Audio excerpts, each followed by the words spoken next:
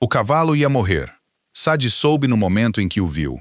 Um imenso corcel negro desabou na beira da floresta de Freixo, meio enterrado na lama, abandonado por 3 dias de chuva incessante de outono. Seus flancos arfavam com o esforço de cada respiração, rasa e molhada, o tipo de respiração que não pertencia a uma criatura viva por muito mais tempo.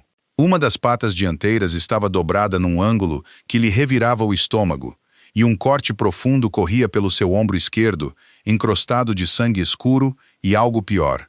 O tom esverdeado de uma ferida já começara a apodrecer. Ela estava a recolher casca de pinheiro e musgo de lobo para a curandeira da aldeia, Mestra Aldrich, quando quase tropeçou no animal na névoa cinzenta da manhã. A sua cesta caiu. Ela não parou para apanhar. "Calma", sussurrou, agachando-se, as suas botas de couro gastas afundando na lama à medida que se aproximava. "Calma agora. Eu vejo-te." O cavalo levantou a cabeça, enorme, orgulhoso mesmo no sofrimento, e os seus olhos escuros fixaram-se nela com algo entre fúria e desespero. Cavalo de guerra.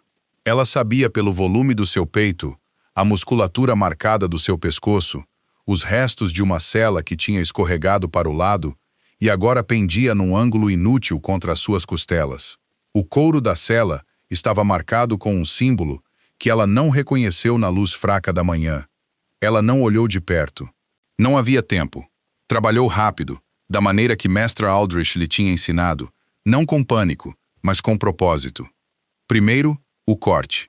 Rasgou a bainha inferior da sua saia interior sem hesitação, pressionando o linho contra a ferida com ambas as mãos, mantendo a pressão enquanto o cavalo tremia e batia as patas livres contra a lama. O frio molhou-lhe os joelhos. A floresta cheirava a resina de pinheiro e terra molhada e sangue, e a sua respiração fazia pequenas nuvens brancas no ar frio. "Não vais morrer hoje", disse-lhe baixinho. Não como um consolo, mas como uma decisão. Levou a maior parte da manhã para fazer o que precisava de ser feito. Correu de volta para a aldeia, um pequeno povoado ômega chamado Dunveth, 3 dúzias de cabanas amontoadas na base das colinas de Freixo, e regressou com um carrinho de madeira, 2 comprimentos de corda, um pote de barro com o seu melhor bálsamo extrator e a mula do velho Bram, o ferreiro, emprestada com uma explicação apressada e uma promessa de que explicaria mais tarde. Colocar o corcel no carrinho foi a coisa mais difícil que fizera em tempos recentes. O cavalo lutou contra ela. Ela não o culpava. Falou com ele o tempo todo, palavras baixas e firmes que não significavam nada e tudo, até que finalmente o seu grande corpo se rendeu à exaustão e lhe permitiu guiá-lo. Levou-o para o pequeno estábulo atrás da casa de cura de Mestra Aldrich, a que era usada para o gado que precisava de cuidados. Limpou a ferida com água fervida e óleo de zimbro, encheu-a com o bálsamo extrator e musgo fresco e envolveu a pata em tiras de pano oleado para apoiar a articulação, que estava torcida em vez de partida. Uma misericórdia. Depois cobriu-o com os 2 cobertores mais pesados que possuía, deu-lhe água de um balde que segurava ela mesma, porque ele não bebia da bebedouro, e sentou-se ao lado dele na palha enquanto o frio entrava pelas paredes do estábulo e a luz do lado de fora passava de cinzento para dourado para cinzento novamente. Adormeceu ali, a sua trança loura a cair sobre o ombro e na palha, o seu manto cinzento bem apertado à volta dela. Tinha 23 anos e fora ômega toda a sua vida, o que significava que aprendera cedo que o mundo não foi construído para o seu conforto. Aprendera a encontrar satisfação nas coisas mais pequenas, numa ferida que fechava limpa, numa febre que baixava ao amanhecer, numa criatura que estava a morrer e depois lentamente não estava mais. Não sabia o nome do cavalo, nem o nome do seu mestre, embora fosse descobrir em breve. Ao terceiro dia, o corcel conseguia ficar de pé. Sari estava ao seu lado na luz pálida, a mão pousada no seu pescoço, sentindo o calor regressar à sua pele. A ferida no seu ombro começara a fechar, o feio tom esverdeado substituído pelo rosa saudável da carne a curar. Ele estava a comer agora. Não bem, mas a comer, e deixara de se assustar quando ela lhe tocava. Estás terrivelmente orgulhoso para alguém que estava de cara no chão na lama há 2 dias, disse-lhe. Tinha começado a chamá-lo de Sombra, porque tinha de lhe chamar alguma coisa. Sombra sacudiu a cabeça no que ela escolheu interpretar como concordância. Estava a reabastecer o seu balde de água do poço atrás da casa de cura quando os ouviu. Cascos. Não um cavalo, muitos. O som de cascos de ferro na estrada de pedra que passava por Dunveth era suficientemente incomum para a fazer parar, balde na mão, e virar-se para a estreita abertura entre o estábulo e o muro de pedra. Através dessa abertura podia ver a estrada. Havia 6 cavaleiros armados em couro preto e ferro, os seus mantos cinzentos escuros de nuvens de tempestade. Cavalgavam numa formação que não era decorativa, era protetora, deliberada, o espaçamento de guerreiros treinados, e no centro dessa formação estava um homem que não usava capacete. Devia ter. O frio era suficientemente agudo para que os outros cavaleiros usassem os seus capuzes puxados, rostos meio escondidos. Mas este cavalgava de cabeça descoberta, como se o tempo estivesse abaixo da sua consideração, ou simplesmente irrelevante para quaisquer cálculos que a sua mente estivesse a fazer. Era grande, mesmo a cavalo. A escala dele era aparente. Largo nos ombros, direito, com a facilidade de um homem que passara mais tempo a cavalo do que fora dele. O seu cabelo era preto e usado em longas tranças puxadas para trás do rosto. E mesmo a essa distância ela podia ver o corte afiado do seu maxilar, a maneira como seus olhos azuis, desconcertantemente pálidos, se moviam sobre a aldeia com uma expressão que não era desagradável, mas era absoluta, inteiramente sem incerteza. Ela estava a procurar algo. Sadi viu parar um dos homens da aldeia. Reconheceu Edric o tanoeiro, que imediatamente se curvou tão baixo que o seu boné caiu, e falou com ele brevemente. Edric apontou para a casa de cura. A mão de Sadi apertou a pega do balde. Voltou para o estábulo, pousou o balde, e estava a tirar palha do seu manto, quando ouviu a porta do estábulo abrir-se atrás dela. Virou-se. Ele encheu o portal. Essa era a única maneira de o descrever. Não que ele estivesse simplesmente ali parado, mas que o próprio espaço parecia reorganizar-se à sua volta. As sombras a recuar, o ar frio a mudar. A cicatriz no seu rosto apanhou a luz fraca da manhã. Uma linha fina, que ia da sua maçã do rosto esquerda em direção ao maxilar, velha e branca como prata. Os seus olhos encontraram-na imediatamente e depois passaram por ela para o cavalo. Algo cruzou o seu rosto. Algo para o qual ela ainda não tinha nome. Sombra. O grande corcel negro que lutara com ela durante 2 dias completos, que derrubara o balde de água pelo estábulo naquela primeira noite e quase lhe tirara o braço, levantou a cabeça e fez um som que ela nunca o ouvira fazer antes. Baixo, quase gentil. O homem no portal passou por ela sem uma palavra, direto para o cavalo, e pousou uma grande mão no pescoço do animal. Sombra pressionou contra ela. Sadi ficou muito quieta. Então o homem virou-se e olhou para ela completamente pela primeira vez, e ela sentiu o peso daqueles olhos azuis pálidos como algo físico, não cruel, mas absoluto. Tu fizeste isto, disse ele. Não era uma pergunta. Sim, disse ela, porque era uma ômega, e não era estúpida, e ela percebeu agora o que estava a olhar. Percebeu-o da maneira como uma pessoa percebe um trovão, não por vê-lo, mas por sentir o ar mudar. O seu olhar passou por ela, a lama ainda no seu manto de 3 dias atrás, a pele rachada das suas mãos, os círculos escuros sob os seus olhos de dormir na palha do estábulo. Por quê? Perguntou ele. Sadi piscou. De todas as coisas que esperava que ele dissesse, isso não estava entre elas. Porque ele estava a morrer, disse ela. O rei Alfa de Valdenor olhou para ela por um momento longo e quieto. Então ele disse, qual é o teu nome? E amanhã prendeu a respiração. Satie, disse ela. O meu nome é Sadi. Ele repetiu uma vez baixinho como se testasse o peso dela. Então desviou o olhar dela e voltou para o cavalo, e a estranha intensidade desse momento dissolveu-se em algo mais prático, embora não inteiramente. Ela ainda podia sentir o eco disso no seu peito, como a vibração de um sino muito depois do toque. O nome dele é Cinder, disse o homem. Ela quase riu. O grande corcel negro, escuro como uma noite sem lua. Cinder. Havia algo quase terno naquela contradição, E isso disse-lhe mais sobre aquele homem em 3 segundos do que a maioria das pessoas revela em 3 anos.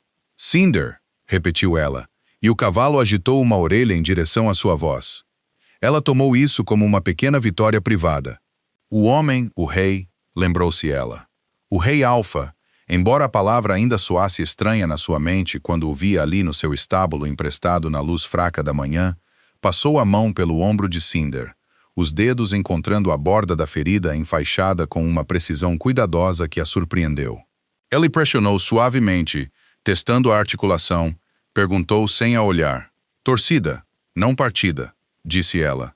Ele precisa de mais 4 dias de descanso antes de lhe colocar qualquer peso. A ferida no ombro estava infectada quando o encontrei. Eu tirei-a com bálsamo e resina de pinho. Está fechada agora, mas o tecido ainda está frágil. Se o montares antes do 7º dia, arriscas a reabri-la. Uma pausa. Ele virou a cabeça e olhou para ela por cima do ombro. Falas como uma curandeira. Treinei sob uma, disse ela. Mestra Aldrich, ele serve esta aldeia. Uma curandeira ômega. Sim, algo moveu-se na sua expressão. Não desdém, percebeu ela, mas recalibração, como se estivesse a rever um cálculo. 7 dias, disse ele, virando-se de volta para Cinder. Pelo menos, disse ela, e sentiu o seu pulso acelerar com a sua própria audácia. Ele ficou em silêncio por um momento. Então a guarda do rei levá-lo-á. Se a guarda do rei o tirar deste estábulo antes do 7º dia, disse Sade cuidadosamente, tu perdê-lo-ás para a infecção em 2 semanas. A estrada abrirá a ferida do ombro. A articulação esforçada antes de estar pronta ficará rígida. Ele nunca mais poderá carregar um cavaleiro. Ela pausou. Meu senhor. As palavras pairaram entre eles. Lá fora, ela podia ouvir um dos guardas montados a mudar de posição na cela, o ranger de couro e o suave som de ferro. O vento passou pelos beirais do estábulo com um som baixo e oco. Theron. Ela ainda não sabia o nome dele, não verdadeiramente, virou-se e enfrentou-a completamente. Era ainda mais imponente de frente. As tiras de couro cruzadas da sua armadura peitoral, o manto de pele escura nos ombros, a pura autoridade física da sua presença, tudo isso pressionou contra ela como uma parede de calor. Mas os seus olhos, aqueles olhos azuis pálidos e perturbadores, estavam a observá-la com algo que ela não esperava. Não raiva, não o desdém frio para o qual se preparara. Atenção. Tu dirias a um rei Alfa, disse ele lentamente, o que ele não pode fazer com o seu próprio cavalo. Sadi encontrou o seu olhar. As suas mãos, escondidas nas dobras do seu manto, tremiam ligeiramente, mas a sua voz não. E o diria a qualquer um, disse ela. O que acontecerá a um paciente sob os meus cuidados se for movido muito cedo? Isso não é uma questão de patente, meu senhor. É uma questão de osso e sangue. E o que acontece quando ignoramos ambos? O silêncio estendeu-se então, e ela pensaria neste momento muito depois. O canto da sua boca moveu-se, não exatamente um sorriso, algo menor e mais real do que um sorriso. 7 dias, disse ele. Deixou 4 dos seus guardas em Dunbath, não para vigiar, disseram-lhe. Para vigiar Cinder, mas ela não era ingênua o suficiente para acreditar que as duas coisas não estavam inteiramente separadas, e suspeitava que ele também não. Os guardas eram educados na maneira rígida e treinada de homens que receberam instruções específicas sobre cortesia. Acamparam na clareira, ao lado da casa de cura, levantaram um pequeno abrigo de lona contra a chuva contínua e revezaram-se a postar-se à entrada do estábulo como se Cinder fosse um dignatário em vez de um cavalo a recuperar. O mais velho deles era um beta chamado Oswin, de rosto largo e temperamento alegre, com o tipo de quietude atenta que vem de décadas de permanência em salas onde pessoas poderosas tomam decisões perigosas. Apresentou-se na primeira noite, quando Sade foi verificar as bandagens de Cinder à luz de tocha. Ele enviará um recado quando regressar, disse Oswin do seu posto à porta do estábulo, a observá-la trabalhar. Ele não precisa, disse Sade, desfazendo o enfaixamento exterior para examinar a ferida por baixo. A carne estava quente, mas não febril. Bom, sem novo inchaço. Não espero nada. Ele sempre envia um recado, disse Oswin. Havia algo no seu tom que ela não conseguia ler completamente. Ele não esquece dívidas. Sadi ergueu o olhar. Isto não é uma dívida. Encontrei um animal ferido e tratei-o. Só isso. Oswin olhou para ela firmemente por um momento. Esse animal, disse ele, transportou o rei Theron através de 7 batalhas. Ele nunca permitiu que outra alma viva se aproximasse dele voluntariamente. Ele acenou para Cinder, que estava calmamente de pé, enquanto as mãos de Sadie trabalhavam nas suas bandagens. Eu perco dedos a tentar meter esse cavalo no estábulo. Uma pausa. Ele deixou-te pôr-lhe cobertores. Sadie olhou para Cinder. Cinder olhou de volta para ela com os seus olhos escuros enormes. Ele estava com frio, disse ela simplesmente. Oswin fez um som que podia ter sido uma risada rapidamente suprimida. Passaram 3 dias. Sadie soube que o rei partira para a fronteira norte, onde houvera um confronto com um bando rival. O clã Veldris, disse Oswin sem elaborar. Ela não perguntou. As políticas dos bandos alfa não eram da sua preocupação. Tinha plantas para secar, uma criança da aldeia com tosse de peito para tratar e um cavalo de guerra em recuperação para monitorizar. Tinha também, cada vez mais, um problema. Chamava-se Rowan e era o filho do chefe da aldeia, um beta de 26 anos, bonito de uma forma convencional, com cabelo castanho e confiança fácil, e o modo particular de um homem que nunca lhe fora dito, não por ninguém que ele considerasse digno de lhe dizer. Ela andava a circundá-la há quase um ano, não com crueldade, mas com uma persistência que ela achava exaustiva. Ele não entendia que a sua falta de interesse era genuína em vez de um obstáculo a ser superado. No 4º dia, apareceu no estábulo enquanto ela media um novo penso para o ombro de Cinder. Os homens do rei estão a consumir as reservas de grãos de outono da aldeia, disse ele por forma de saudação, encostado ao batente da porta com os braços cruzados. Os seus olhos passaram para Cinder e depois de volta para ela. Meu pai pensa que deverias ter mandado o animal embora quando o encontraste. A opinião do teu pai sobre medicina equina é notada, disse Sadie, sem olhar para cima. Não se trata de medicina equina. Rowan entrou. Trata-se de atenção, Sadie, do tipo que tu não queres. Ela parou o seu trabalho e olhou para ele. Um guarda do rei acampado em Dunveth durante uma semana, disse ele. As pessoas estão a fazer perguntas sobre o cavalo, sobre quem o salvou, sobre ti. Que perguntem, disse ela. Tu não entendes o que significa quando um rei alfa nota alguém como... Ele parou-se. Alguém como eu, ela completou baixinho. As palavras pairaram entre eles com o peso particular das coisas que eram verdadeiras e indesejadas. Uma ômega, aprendiz de curandeira numa aldeia sem importância à beira de uma floresta que ninguém importante tinha razão para visitar. Ela sabia o que era. Sempre soubera. Estou a tentar proteger-te, disse Rowan. E ela acreditou nele da maneira como acreditava que um homem podia ter boas intenções e ainda assim estar completamente errado. Agradeço isso, disse ela. Mas Cinder não está pronto para viajar, e não o libertarei antes que esteja. O que vier daí, virá daí. Rowan olhou para ela por um longo momento, o maxilar tenso. Ele não é um homem que esquece pessoas, disse ele. Ou as deixa ir. Saiu antes que ela pudesse responder. Ficou no silêncio do estábulo, a respiração quente de Cinder movendo-se contra o seu ombro, e pensou nisso. Ela ainda não sabia se era um aviso ou algo mais. Lá fora, a chuva finalmente parara. Pela abertura superior da porta do estábulo, podia ver o céu a clarear, e algures muito acima das colinas de Freixo, as primeiras estrelas pálidas da noite apareciam uma a uma, frias e muito brilhantes. No 7º dia, antes do amanhecer, ela ouviu cascos novamente, mas desta vez. Já estava acordada. Algo a tirara do sono 1 hora antes de os cascos chegarem. Uma mudança no ar, uma mudança de pressão, a maneira como a noite se sentia diferente pouco antes de algo importante entrar nela. Aprendera a confiar nesse sentimento anos antes, quando Master Aldrich lhe dissera que curandeiros que ignoravam os seus instintos enterravam mais pacientes do que aqueles que os ouviam. Estava vestida e no estábulo quando os cavaleiros entraram pelo portão da aldeia. Cinder ouviu-os primeiro. Levantou a cabeça, orelhas para a frente, e fez aquele mesmo som baixo que ela ouvira uma vez antes. O som que ele fazia apenas para uma pessoa. Os seus olhos escuros encontraram a porta do estábulo. A sua respiração mudou. Passara 7 dias a aprender cada variação do comportamento deste animal. E o que ela viu agora não foi agitação ou medo. Foi reconhecimento e algo muito próximo de alívio. Ela percebeu isso também. Estava a endireitar o cobertor de Cinder, dando às suas mãos algo para fazer, quando a porta do estábulo se abriu e Theron entrou. Era diferente da primeira vez. Não de uma forma que ela pudesse facilmente nomear. Ellie ainda era a mesma figura imponente, as mesmas tranças pretas, a mesma armadura de couro cruzada e manto de pele escura.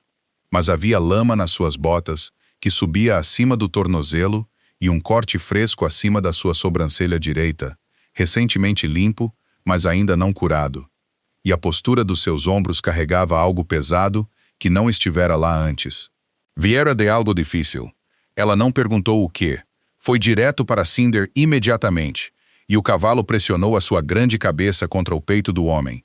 E Theron ficou muito quieto com uma mão na mandíbula de Cinder e fechou os olhos por apenas um momento, tão breve que ela podia ter imaginado.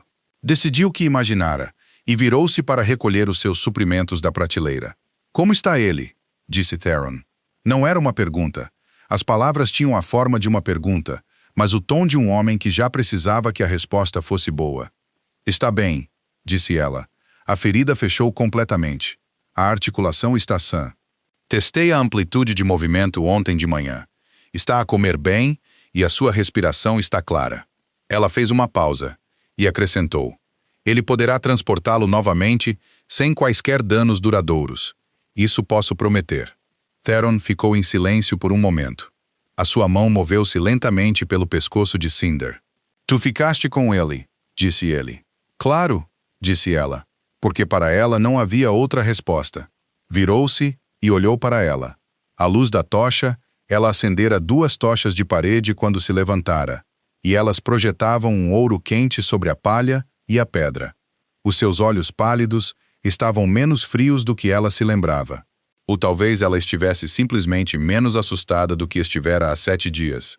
"Eu sou Theron", disse ele, "rei de Valdenor." Ela encontrou o seu olhar. "Eu sei quem o senhor é, meu senhor." Então sabe que o que fez, mantê-lo aqui, recusando-se a libertá-lo cedo, estava dentro do seu direito como sua curandeira, mas não sem risco para si mesma. "Eu sei disso também, e mesmo assim fê-lo. Uma curandeira que liberta um paciente antes que a cura esteja completa", disse ela, "não é uma curandeira. É simplesmente alguém que desiste quando se torna inconveniente não fazê-lo." Algo moveu-se por trás dos seus olhos. Foi subtil, a maneira como a água profunda se move sob uma superfície calma, e ela sentiu a estranha sensação de ser vista, não examinada, não avaliada, mas genuinamente vista de uma maneira que era inteiramente desconhecida e não inteiramente confortável. "Devo-lhe uma dívida", disse ele. "Não me deve nada, meu senhor. Eu teria feito o mesmo por qualquer animal. É precisamente por isso que a dívida existe", disse ele com uma calma que carregava um peso inesperado. Ficou até de manhã, não no estábulo. Era um rei, e a sua guarda organizara o uso do grande quarto do chefe da aldeia para a noite. Mas voltou ao estábulo ao primeiro sinal de luz, e ela estava lá novamente, como sempre estava, e eles ficaram em lados opostos de Cinder, na pálida luz da madrugada, e falaram na maneira baixa e prática de pessoas que tinham uma tarefa em comum. Perguntou sobre o tratamento que ela usara. Ela explicou: "O bálsamo extrator, o óleo de zimbro, a resina de pinho, o método de enfaixar a articulação." Ele ouviu com atenção genuína, fazendo perguntas precisas que revelavam uma mente habituada a recolher informação e a usá-la em vez de a descartar. Ela viu-se a responder mais livremente do que pretendia. "Onde aprendeu a enfaixar articulações?" perguntou ele. "Mestra Aldrich ensinou-me o básico", disse ela, alisando a última camada da bandagem de viagem de Cinder. Mais leve agora para a estrada, mas ainda protetora. A técnica da resina de pinho eu mesma desenvolvi há 3 invernos. Pastor trouxe um cão com uma ferida semelhante.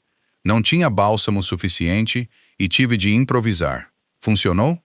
"O cão viveu mais 6 anos", disse ela. Ele quase sorriu novamente. Ela estava a começar a reconhecer os sinais. Um ligeiro relaxamento à volta dos seus olhos. uma mudança quase imperceptível no canto da sua boca. Não era um homem que sorria facilmente, pensou ela, o que significava que os momentos em que se aproximava disso valiam alguma coisa. Ela atou a bandagem e afastou-se para avaliar. Cinder estava firme e quadrado, o peso distribuído uniformemente pelas 4 patas. Bom, está pronto, disse ela. Ele olhou para o cavalo por um longo momento, depois olhou para ela. Venha para Valdemar, disse ele. As palavras caíram com tal calma certeza que levou um fôlego completo para as entender como uma oferta e não um comando. Meu senhor, como curandeira, disse ele. O curandeiro nomeado pelo castelo, Brennan, é competente com homens e feridas de batalha. Ele tem menos habilidade com animais e os estábulos reais abrigam 47 cavalos que são essenciais para a capacidade militar do reino. Ele pausou. Tu tens habilidade e jeito com criaturas difíceis. Eu sou uma ômega, disse ela. As palavras saíram mais baixinho do que pretendia. Eu estou ciente disso. A corte. A corte, disse ele com uma firmeza que encerrou o assunto inteiramente. Responde a mim. Sadi ficou em silêncio. Olhou para suas mãos, rachadas, levemente manchadas de verde pela resina de pinho, unhas curtas e práticas, as mãos de uma mulher que trabalhava. Pensou em Dunveth, na pequena sala atrás da casa de cura onde dormia, em Mestra Aldrich, que estava a ficar velha e cuja visão estava a falhar, mas que nunca a fizera sentir que a sua patente a tornava menos capaz. Pensou em Rowan e no que ele dissera. Ele não é um homem que esquece pessoas ou as deixa ir. Precisaria de falar com Mestre Aldrich, disse ela cuidadosamente. Naturalmente, e acrescentou ela, olhando para ele. E precisaria que ficasse entendido que o meu papel é tratar os animais sob os meus cuidados como bem entender, sem interferência baseada em conveniência ou impaciência. A pausa que se seguiu foi breve. Concordado. E que a minha patente não determina a qualidade da acomodação ou do tratamento que recebo dentro do castelo. Os seus olhos mantiveram os dela firmemente. Também concordado. Ela estudou-o por um momento, procurando o engano que fora ensinada a esperar, a letra pequena escondida por trás de promessas poderosas. Não encontrou nada que pudesse nomear o que era ou tranquilizador ou a coisa mais perigosa de todas. Eu darei a minha resposta até ao meio-dia, disse ela. Mestra Aldrich deu a sua bênção em 10 minutos. Vai, disse o velho, sem levantar os olhos do pilão. Ele estava a moer, o seu cabelo branco a cair para a frente sobre o seu trabalho. Se eu estava à espera de algo digno de ti. Uma pausa. Levou o seu tempo. Tu não estás preocupada? Perguntou ela. Eu estou sempre preocupada, disse ele. Essa é a condição de cuidar das pessoas. Ele pousou o pilão e olhou para ela com os seus olhos castanhos desbotados, quentes e diretos. Mas a preocupação não é o mesmo que oposição. Leva o teu kit. Leva a resina de pinho. Escreve-me quando chegares. Abraçou-o rapidamente, como sempre fazia, apertado e sem preâmbulos, porque aprendera que alguns sentimentos não melhoravam com a expressão prolongada. Arrumou as suas coisas em 1 hora. 2 trocas de roupa, o seu manto cinzento, o seu kit de curandeira enrolado em pano oleado, uma pequena bolsa de ervas secas, 3 potes de barro de bálsamo e o caderno onde registrava tratamentos e observações com a sua letra pequena e cuidadosa. Tudo cabia numa única alforge de sela. Rowan encontrou-a na estrada, exatamente quando ela estava a carregá-lo para fora. Olhou para a bolsa, depois para o rosto dela. Não disse nada por um longo momento. Tens a certeza? Disse ele por fim. Tenho, disse ela. Ele desviou o olhar. Algo passou pela sua expressão que ela reconheceu como sentimento genuíno, complicado e não resolvido. Eu vim para nada, disse ele. Não amargamente. Simplesmente. Tu vieste porque te importas com o que me acontece, disse ela. Isso não é nada. Ele olhou para ela por um longo momento. Depois tirou da sua alforge um pequeno embrulho enrolado em pano oleado, amarrado com um cordel, e estendeu-lhe. Mestre Aldrich enviou isto, disse ele. Esqueceste-te. Ela desembrulhou-o. Lá dentro estava a sua cópia do principal texto de tratamento de Aldrich. Velho, desgastado na lombada, anotado na sua letra e na dela nas margens. Ela não se esquecera dele. Deixara-o deliberadamente porque deixá-lo parecia deixar uma porta aberta. Ela segurou-o e percebeu que Aldrich o enviara não como um objeto esquecido, mas como uma mensagem. Isto pertence-te. Vai completamente ou não vais de todo. Fica para a noite, disse ela a Rowan. Descansa o teu cavalo. Come alguma coisa. As cozinhas do castelo são generosas. Ele quase sorriu. E de manhã? De manhã? Disse ela gentilmente. Tu vais para casa. Ele foi. Ela saiu de Dunveth, atrás da guarda do rei com a sua alforge num ombro e a sua trança no outro. E não olhou para trás, não porque não se importasse, mas porque aprendera que olhar para trás enquanto se avança só tornava a estrada mais difícil de navegar. Ao seu lado, Cinder caminhava facilmente, o seu grande passo suave e uniforme. À frente, a estrada curvava para norte em direção a Valdemar, e a luz da manhã caía sobre ela, em longas linhas douradas, através das árvores de pinho, e o ar cheirava a pedra fria, e fumo de madeira, e distância. Tinha 23 anos, e estava a caminhar para o desconhecido. Fizera coisas mais difíceis. Valdemar não era o que ela esperava. Imaginara algo frio e severo. Pedra preta e janelas estreitas, e a particular severidade de um poder que não precisa de se justificar. Ouvira histórias como todos nos povoados remotos ouviam histórias, fragmentos e rumores trazidos por mercadores e monges errantes e soldados de passagem. O rei Alfa de Valdeor era implacável. O rei Alfa de Valdeor esmagara 3 bandos rivais em 5 anos. O rei Alfa de Valdeor não negociava. O que ela não esperava era o cheiro de pão a assar vindo das cozinhas do castelo quando cavalgavam pelo portão principal, ou os rapazes dos estábulos que corriam com genuíno entusiasmo quando viram Cinder, ou a maneira como os muros de Greystone do pátio interior eram suavizados pela era que fora deliberadamente deixada crescer descontroladamente pela face leste. Alguém escolhera deixar algo vivo subir aquelas paredes. Isso disse-lhe algo. Oswin conduziu-a aos estábulos reais, enquanto Theron era recebido por um aglomerado de conselheiros à espera, cujos rostos carregavam a particular expressão apertada de homens que tinham guardado notícias difíceis por vários dias. Ela captou um breve olhar dele por cima das suas cabeças, enquanto o puxavam em direção ao grande salão, não apologético, simplesmente a reconhecer. E então ele desapareceu, e ela ficou no corredor amplo e limpo dos estábulos, com 47 cavalos, a olhá-la com variados graus de curiosidade. Os seus aposentos estão em cima, disse Oswin, gesticulando para uma escada de madeira no fim do edifício. Ligada ao estábulo pela passarela superior, o rei pensou que a proximidade seria prática. É, disse ela, e disse a verdade. O quarto era pequeno, mas sólido. Paredes de pedra, um chão de madeira esfregado pálido, uma cama estreita com 2 cobertores de lã, uma mesa de escrita, uma prateleira e uma janela que dava para o pátio interior. Na mesa, alguém colocara uma jarra de barro com água e um pequeno ramo de alfazema seca. Ficou na porta por um momento, olhando para a alfazema. Depois pousou a sua alforge, desarrumou as suas coisas com a eficiência metódica de longa prática e voltou para os estábulos para se apresentar a 47 cavalos. A corte notou-a nos primeiros 3 dias. Ela esperara isso. Não esperara a forma particular que a atenção tomaria. Veio primeiro de uma mulher chamada Lady Cresa, a mulher nobre beta de maior ranking na corte, algures nos seus 30 anos, com cabelo ruivo e olhos verdes penetrantes, e a graça praticada de alguém que passara a vida a garantir que cada sala compreendesse a sua posição nela. Apareceu à entrada do estábulo na segunda manhã de Sade, vestida de lã verde escura com um capuz forrado de pele, e olhou para Sade como se poderia olhar para algo que aparecera num local inesperado e ainda não fora classificado.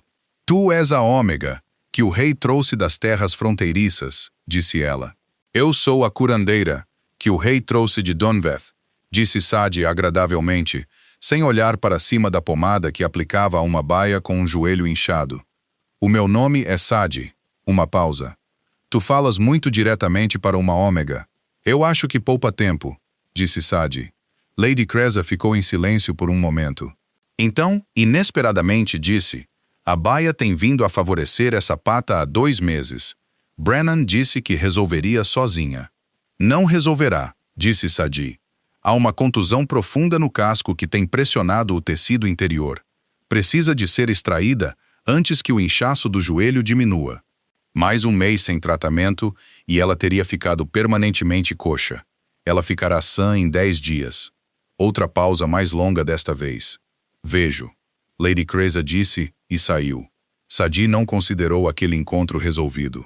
Considerou-o um primeiro movimento num jogo cujas regras ela ainda não mapeara completamente. Brennan era o segundo problema. O curandeiro nomeado do castelo era um beta de talvez 50 anos, robusto e deliberado nos seus movimentos, com a autoridade confiante de um homem há muito habituado a ser a palavra final em matérias de saúde e tratamento dentro do forte. Ele servira Valdemort durante 22 anos, informou a Oswin discretamente. Ela curara ossos de soldados e suturara feridas de lordes, e vira 3 membros da própria linhagem do rei através de febre e lesão. Era, por qualquer medida razoável, habilidoso. Era também, por qualquer medida razoável, ofendido. Ele deixou isso claro, não através de confronto. Ele era demasiado cuidadoso para isso, mas através da acumulação de pequenos obstáculos. Os suprimentos que ela pedia demoravam a chegar. O seu acesso à loja de ervas do castelo foi inicialmente restrito a uma gama restrita de plantas comuns. 2 vezes na primeira semana, ela chegou aos estábulos para descobrir que um cavalo que ela agendara para tratamento fora movido sem o seu conhecimento. Documentou tudo no seu caderno calmamente e não disse nada. No 8º dia, ela estava a tratar um jovem garanhão com uma tosse persistente quando ouviu passos na passarela superior e olhou para cima para encontrar Theron em pé na grade acima, a observá-la trabalhar. Ela não sabia há quanto tempo ele estava lá. Ela não disse nada e ela voltou ao seu trabalho. E por um tempo os únicos sons foram a respiração dos cavalos e o vento a mover-se pelos beirais do estábulo. Brennan tem vindo a restringir os teus suprimentos, disse ele finalmente. Ela olhou para cima. Eu tenho me gerido. Essa não é uma resposta. Sim, disse ela. Ele tem. Uma pausa. Será corrigido. Eu preferiria corrigir isso eu mesma, disse ela. Ao olhar dele, continuou. Se for corrigido por comando real, passarei o próximo ano a trabalhar num ambiente de ressentimento e desatenção deliberada que tornará o meu trabalho mais difícil, não mais fácil. Se me permitires gerir isto à minha maneira, acredito que posso alcançar um resultado diferente. Ele olhou para ela por um longo momento. A luz da manhã entrava pelas altas janelas do estábulo e apanhava a prata da cicatriz no seu rosto. E ela pensou, não pela primeira vez, que ele parecia alguém que aprendera a carregar peso da maneira como a madeira velha o carrega, não permanecendo inalterado, mas crescendo mais forte nos exatos locais onde era testado. Como? Perguntou ele. Brennan não é cruel, disse ela. Ele tem medo. Medo de ser tornado desnecessário, de perder o lugar que construiu aqui ao longo de 20 anos. Se eu deixar claro que o meu trabalho e o seu trabalho são separados, que não estou aqui para o substituir, mas para abordar uma lacuna em que ele nunca reivindicou especialidade, esse medo perde a sua razão de existir. Theron ficou em silêncio. Estudaste este homem durante 8 dias, disse ele. Eu estudo toda a gente, disse ela simplesmente. É assim que eu entendo o que está errado e como o consertar. Algo moveu-se na sua expressão, aquele movimento de água profunda que ela começara a reconhecer. Olhou para ela da maneira como olhara para Cinder naquela primeira manhã no estábulo de Dunveth, com a quietude focada de um homem a recalibrar a sua compreensão de algo importante. Faz à tua maneira, disse ele. Endireitou-se da grade, preparando-se para sair. Então parou. A alfazema na mesa. Foi apropriado ou presunçoso? Ela piscou. Não esperara que ele a mencionasse. Foi apropriado, disse ela cuidadosamente. A minha falecida mãe guardava-a em todas as divisões, disse ele com uma calma que encerrou o assunto tão gentilmente como uma porta. Ela acreditava que ajudava as pessoas a dormir em lugares desconhecidos. Saiu antes que ela pudesse responder. Ficou no estábulo por um longo momento depois, uma corda de um garanhão nas suas mãos, pensando num rei que se lembrava do que a sua mãe acreditava sobre a alfazema. e colocara um ramo dela num pequeno quarto acima de um estábulo para uma mulher que ele conhecia há 7 dias. Falou com Brennan naquela tarde. Encontrou-o no seu quarto de trabalho fora do grande salão, rodeado pela desordem organizada de 20 anos, feixes secos pendurados nas vigas, jarras de barro enfileiradas por tamanho em 3 paredes, um carvalho de trabalho gasto marcado por incontáveis preparações. Bateu. Ele olhou para cima com uma expressão cuidadosamente neutra. "Quero mostrar-te algo", disse ela, e pousou o seu caderno no carvalho de trabalho, aberto na página onde documentara a condição da baia, o tratamento e o cronograma de recuperação esperado. "Usei este método 2 vezes antes com lesões semelhantes. Pensei que pudesses querer o registro caso o encontres novamente sem mim." Ele olhou para a página. Não falou. "Eu não estou aqui para praticar medicina humana", disse ela. "Não tenho vontade de trabalhar no teu domínio e não duvido que a tua experiência com os homens e mulheres deste forte exceda em muito tudo o que eu poderia oferecer. Mas, se houver alguma vez um caso em que a fronteira seja incerta, prefiro que discutamos diretamente do que trabalharmos em torno uma da outra." Brennan olhou do caderno. A sua expressão mudara, não calorosamente, ainda não, mas com o olhar particular de um homem que se preparara para uma luta e descobrira que a outra pessoa baixara a arma. "A técnica da resina de pinho", disse ele, depois de um momento, os olhos a descerem novamente para a página. "Nunca vi escrito desta forma. Eu desenvolvia no campo", disse ela. "Não está em nenhum texto que eu tenha encontrado." Uma longa pausa. "Deverias escrevê-la corretamente", disse ele. "Um relato completo com proporções e método de preparação." Não a olhou quando disse isso. "Para o registro." "Eu farei", disse ela. Saiu do seu quarto de trabalho com a satisfação silenciosa e cuidadosa de uma ferida que fora devidamente limpa antes de ter a hipótese de inflamar. Naquela noite, pela primeira vez desde que chegara a Valdemore, dormiu sem sonhar. Fora da sua janela, o pátio estava quieto sob um céu cheio de estrelas. E algures lá embaixo, no estábulo, ela podia ouvir Cinder a mover-se no seu curral com o som fácil e rítmico de um cavalo que estava exatamente onde devia estar. Ela compreendeu o sentimento. O que ela não sabia, o que ela não poderia ter sabido, deitada no escuro com a trança solta sobre a almofada e a alfazema seca fraca no ar frio, era que no grande salão abaixo, uma carta selada chegara do clã Veldris, e continha um nome, o seu nome. O rei leu a carta 3 vezes. Na primeira vez, parado na longa mesa de carvalho na sua câmara de guerra privada, as velas a arder baixas e as brasas da lareira a fazer pouco contra o frio que se instalara nas paredes de pedra durante a noite. Na segunda vez, sentado, com a carta estendida na mesa e as mãos pressionadas em ambos os lados dela como se a segurassem, ainda assim mudaria o que dizia. Na terceira vez lentamente, palavra por palavra, porque um homem na sua posição não agia com base no que pensava ter lido. Agia com base no que confirmara. A carta era do Lord Cedric do clã Veldris. O mesmo clã cujo confronto na fronteira chamara Theron ao norte há 8 dias. O mesmo clã cujos batedores assediaram as aldeias orientais de Valdemore durante 2 anos com a estratégia paciente particular de homens que sabiam que não podiam vencer um confronto direto e escolheram a erosão em vez disso. Cedric não era um tolo. Era algo mais perigoso, um homem paciente com uma queixa específica e recursos suficientes para perseguir indefinidamente. A carta era educadamente redigida. Era também, sob a polidez, uma ameaça. Chegou à nossa atenção, lia-se, que o rei Alfa tomou para sua casa uma curandeira ômega do povoado fronteiriço de Dunveth, uma chamada Sadi. Desejamos informar o rei que esta mulher não está sem reivindicação prévia. Ela foi contratada para o bando Veldris, há 3 anos como um vínculo de curandeira, pelos termos de uma dívida devida pelo seu antigo guardião. Esse contrato nunca foi formalmente dissolvido. Estamos preparados para discutir os termos de libertação, ou, caso o rei prefira permitir que a questão seja resolvida pelas velhas leis de reivindicação de vínculo de ômega, que permanecem válidas sob o Tratado de Ashford. Ele pousou a carta. Ficou em silêncio por um longo tempo na maneira específica como pessoas que aprenderam a ser perigosas aprendem a ser quietas. Não vazias, mas muito, muito cheias. Então chamou por Oswin. Sadi não sabia da carta. Passou a manhã desse dia a fazer o que fizera todas as manhãs nos últimos 10 dias, movendo-se pelos estábulos reais com a eficiência focada de alguém que finalmente arranjara um espaço difícil em ordem funcional.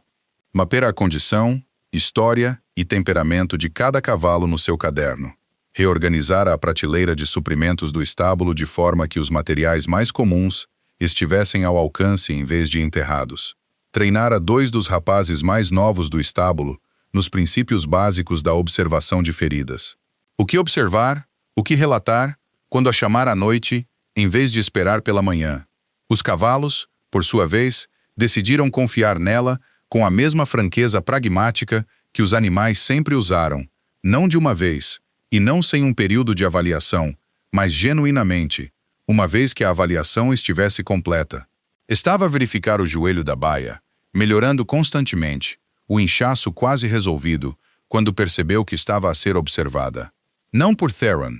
Desenvolvira uma sensibilidade à sua presença ao longo dos últimos 10 dias, que não examinava inteiramente, uma espécie de consciência periférica que registrava antes do pensamento. Isto era diferente, mais frio, mais calculado. Virou-se. O homem que estava à entrada do estábulo era alguém que ela não vira antes. Alto, magro, talvez 40 anos de idade, com cabelo loiro pálido bem cortado, e o tipo de rosto quieto e atento que não revelava nada e observava tudo. Usava um manto de viagem de lã castanha escura, empoeirado da estrada, e não carregava arma visível, embora ela tivesse a certeza absoluta que isso era uma escolha em vez de um facto. Senhora Sadi, disse ele agradavelmente, a sua mão ainda pousada na bandagem da égua. Não creio que nos tenhamos conhecido. Não, disse ele. Mas eu sei muito sobre ti. Treinaste sob uma curandeira chamada Aldrich. Tens uma habilidade particular com feridas infectadas e lesões articulares. Desenvolviste um tratamento usando resina de pinho, que é, pelos relatos, notavelmente eficaz. Ellie sorriu, e o sorriso não chegou aos seus olhos. Foste também colocada há 3 anos sob um vínculo de curandeira pelo Lord Cedric do bando Veldris como compensação por uma dívida. Esse vínculo, disse Sadi cuidadosamente, foi feito sem o meu conhecimento ou consentimento. Eu não estava presente quando foi arranjado. Sob as velhas leis, disse o homem, inclinando a cabeça ligeiramente. O consentimento de uma ômega não é exigido para uma reivindicação de vínculo feita por um guardião legal. O meu guardião não tinha direito legal para fazer essa reivindicação, disse ela. Ele não era um parente de sangue e não detinha tutela formal. Isso, disse ele, é uma questão para o tribunal de Ashford decidir. Ele alcançou o seu manto e produziu um documento dobrado selado com cera escura. Lord Cedric envia as suas saudações ao rei Alpha e formalmente solicita que a reivindicação de vínculo seja honrada, pendente de revisão do tribunal. Enquanto isso, pede-se que permaneças dentro do castelo e não saias da jurisdição de Valdenor. Outro sorriso, mais fino desta vez. Para a tua própria proteção, claro. Pulsou o documento na prateleira de suprimentos do estábulo, virou-se e foi-se embora. Sadi ficou muito quieta. A égua Bahia cutucou-lhe gentilmente o ombro com o focinho, e Sadi estendeu a mão e pousou-a no pescoço quente do animal e respirou, porque respirar era a primeira coisa, e tudo o resto vinha depois. Foi ter com Theron, não porque esperasse que ele resolvesse, não porque tivesse decidido que ele era o tipo de homem que resolvia as coisas para as pessoas sem custo. Foi porque ele fora honesto com ela até agora, dentro dos limites do que a honestidade entre um rei e uma ômega razoavelmente poderia ser, e porque precisava de saber se ele sabia disso antes de ela chegar. Encontrou-o na câmara de guerra com Oswin e 2 outros guardas senhores e um homem que ela reconheceu como seu conselheiro legal, um velho alfa chamado Gareth, barba branca e olhos penetrantes, com tinta permanentemente manchada nas rugas dos seus dedos. Todos olharam para cima quando ela entrou. Ela não batera à porta. Tu sabias, disse ela. Não era uma acusação, era uma pergunta, e importava imensamente qual era. E ela manteve o seu olhar enquanto esperava pela resposta. Eu soube ontem à noite, disse Theron. A carta chegou depois de te retirares. Eu estava a determinar a resposta apropriada antes de te informar. E o homem que veio hoje de manhã ao estábulo não deveria ter tido acesso a ti antes de eu falar contigo, disse ele, e a firmeza na sua voz carregava uma qualidade particular. O som de alguém a fazer uma nota mental sobre uma falha na sua casa que seria corrigida. Peço desculpa por isso. Ela olhou para ele por um longo momento. A reivindicação de vínculo é válida? Gareth, o conselheiro, limpou a garganta. Sob a aplicação estrita das disposições da velha lei do Tratado de Ashford, potencialmente, as circunstâncias do acordo original são contestadas e há uma base legal significativa para argumentar contra a sua validade. No entanto, o processo do tribunal leva tempo, e durante esse tempo estou efetivamente ligada aqui, disse Sadi. Sadi já estava aqui, disse Theron baixinho.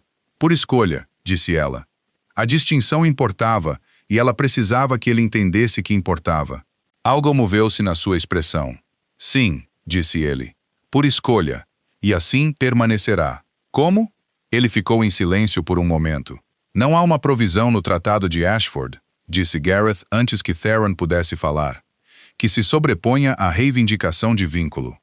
Se uma ômega for formalmente reconhecida como membro de um bando, não uma serva, não uma curandeira ligada, mas um membro reconhecido, então qualquer reivindicação anterior por uma parte externa é nula.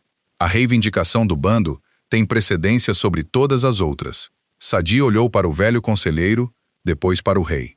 Membresia de bando, disse ela lentamente. Eu ofereceria-te proteção, disse ele. Formal, legal, permanente. Cedric não te pode tocar se fores de Valdemort. E o que Valdemort requer de mim em troca? O que já estás a fazer? Disse ele simplesmente. Ela estudou-o. A luz das velas moveu-se pelo seu rosto. E ela podia ver o cansaço à volta dos seus olhos, que ela não notara à luz do dia. Não fraqueza, mas o cansaço particular de um homem que carregava a responsabilidade há muito tempo sem alargar. Isto não é como pretendias pedir-me isto, disse ela. O seu maxilar apertou-se ligeiramente. Não. Como pretendias pedir? Uma longa pausa. Fora da câmara, o castelo movia-se à volta deles, passos distantes, o som abafado do pátio, um vento que encontrava o caminho através das pedras e fazia as velas inclinar-se. Não assim, disse ele. Não com uma ameaça forçando a pergunta. Ela compreendeu isso. Compreendeu isso mais do que queria, porque dizia-lhe algo sobre ele que ela cuidadosamente não pensara durante 10 dias. Que a alfazema na mesa, e a atenção que ele prestava quando ela falava, e a maneira como ele dissera por escolha, agora não eram gestos de um rei a gerir um ativo útil. Eram outra coisa, algo que ela ainda não tinha nome ou ainda não estava disposta a nomear. Preciso de tempo para pensar. Tens tempo, disse ele. O homem de Cedric não te pode remover deste castelo, e o processo do tribunal leva não menos de 30 dias. Pensa o tempo que precisares. Ela acenou uma vez, virou-se para sair, e então parou. Theron, disse ela. Foi a primeira vez que usou o seu nome sem o título, e sentiu o quarto registá-lo.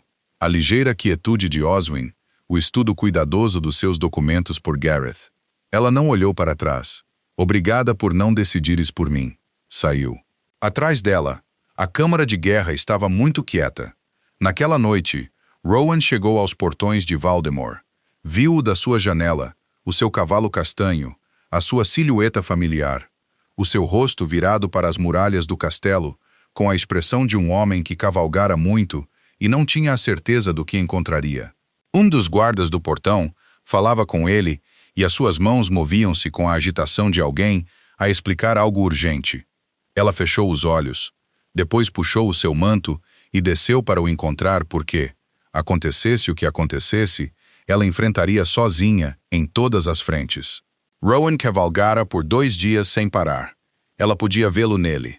A poeira no seu manto, a tensão à volta dos seus olhos, a maneira como desmontou com a deliberação cuidadosa de alguém cujas pernas pararam de cooperar algures no segundo dia e não recuperaram completamente.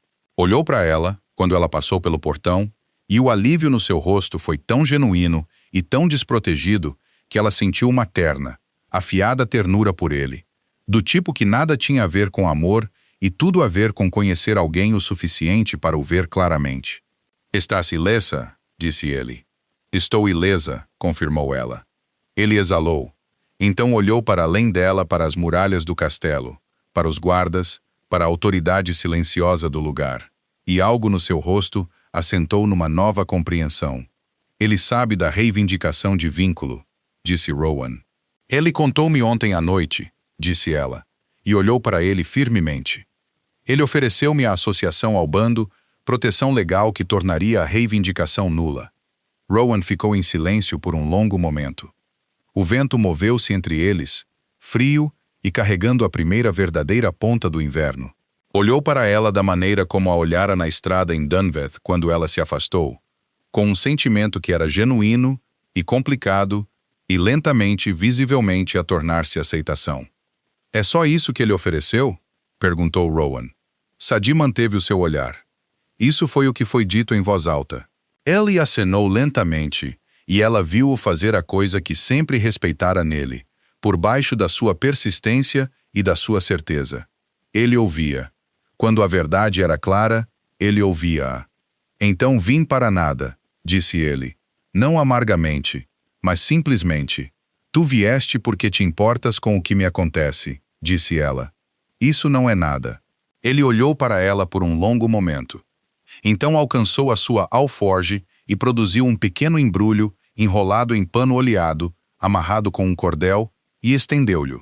"Mestra Aldrich enviou isto", disse ele. "Esqueceste-te." Ela desembrulhou-o. Lá dentro estava a sua cópia do texto de tratamento principal de Aldrich. Velho, desgastado na lombada, anotado na sua letra e na dela nas margens. Ela não se esquecera dele. Deixara-o deliberadamente porque deixá-lo parecia deixar uma porta aberta. Ela segurou-o e compreendeu que Aldrich o enviara não como um objeto esquecido, mas como uma mensagem. "Isto pertence. Vai completamente ou não vais de todo. Fica para a noite", disse ela a Rowan. "Descansa o teu cavalo. Come alguma coisa. As cozinhas do castelo são generosas." Ele quase sorriu. "E de manhã?" "De manhã", disse ela gentilmente. "Tu vais para casa." Ele foi. E foi ter com Theron naquela noite. Ele estava na câmara de guerra novamente, sozinho desta vez, parado à janela que dava para o vale, aquela que mostrava Valdenor em toda a sua amplitude, as aldeias e a floresta, e o rio que apanhava a última luz e a devolvia como prata martelada. Ouviu-a entrar e virou-se, e ela atravessou a sala e pousou o embrulho de pano oleado na mesa entre eles. "Decidi", disse ela. Ele esperou. "Aceitarei a associação ao bando", disse ela. "Não por causa da reivindicação de Cedric, não porque não tenha outras opções, porque é aqui que está o meu trabalho. E porque..."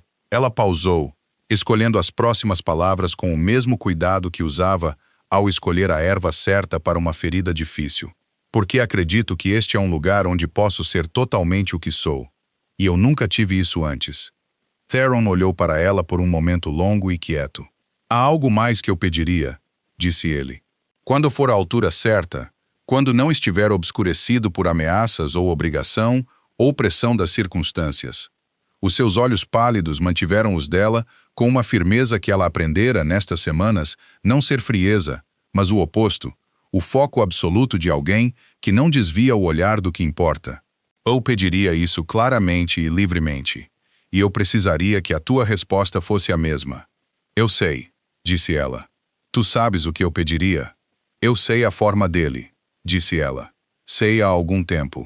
Algo nele suavizou. Não desmoronou, não enfraqueceu, mas suavizou como o ferro suaviza na forja, pouco antes de poder ser moldado em algo novo. Ele estendeu-se através da mesa e cobriu a sua mão com a sua, quente, cuidadosa, deliberada, e ela deixou-o. E ficaram assim à luz da vela, enquanto o vale escurecia lá fora da janela e a primeira neve do inverno começava a cair. O tribunal reuniu-se 4 semanas depois. A reivindicação de vínculo foi rejeitada.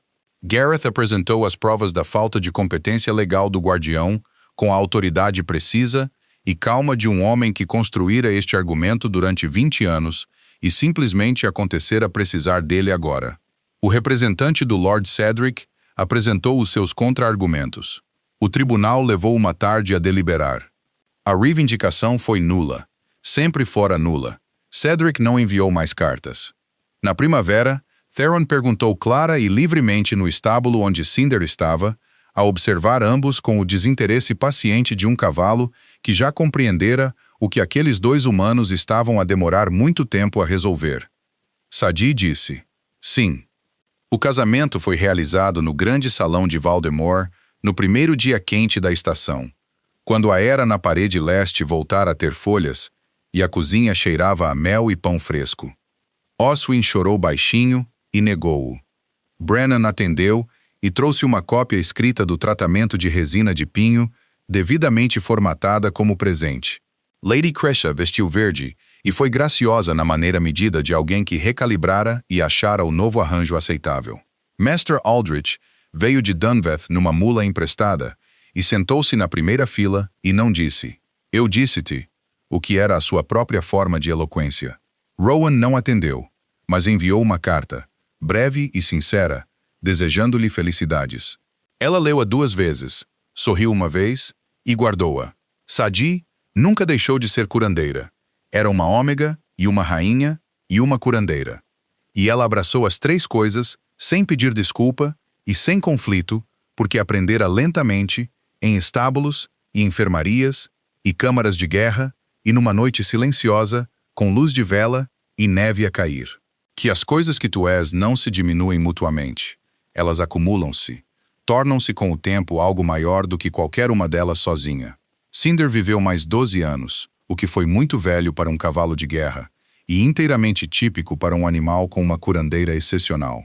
Na última manhã da sua vida, Sadi sentou-se ao lado dele na palha, da maneira como uma vez se sentara ao lado dele num pequeno estábulo em Dunveth, a mão pousada no seu pescoço, sentindo o calor desaparecer lentamente. Theron estava lá também, o ombro contra o dela, a sua mão sobre a dela. Não falaram. Algumas coisas não precisavam de palavras. Algumas coisas tinham sido ditas total, e finalmente, muito antes deste momento na lama à beira da floresta de Freixo, em 7 dias de cuidados cuidadosos, numa carta que continha um nome, numa pergunta feita claramente na primavera. Tudo tinha sido desde o início sobre um cavalo que se recusou a morrer e uma mulher que se recusou a deixá-lo. Tudo o resto simplesmente seguiu-se.